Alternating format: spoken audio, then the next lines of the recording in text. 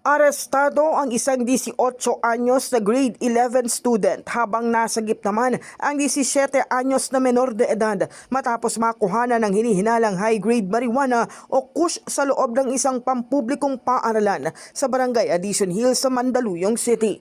Nadiskubre ang iligal na droga matapos magsagawa ng inspeksyon ng guro kaugnay ng ulat ng nawawalang cellphone at pera sa loob ng classroom. Tinangka umanong tumakas ng 18 anyos na estudyante ngunit napigilan siya ng school security guard. Sa isinagawang inspeksyon, na-recover sa kanyang eco bag ang ilang sachet ng hinihinalang kush at drug paraphernalia. Isa pang 17-year-old na estudyante ang sinita matapos namang pigilan ang paghalughog sa kanyang bag. Ang isa pang estudyante ay sinita matapos pigilan ang paghalughog sa kanyang bag kung saan natagpuan din ang karagdagang mga sachet ng suspected drugs. Sa kabuuan, 33 sachet ng hinihinalang kush na tumitimbang na humigit kumulang 40 gramo at may tinatayang street value na 60,000 pesos ang nasamsam.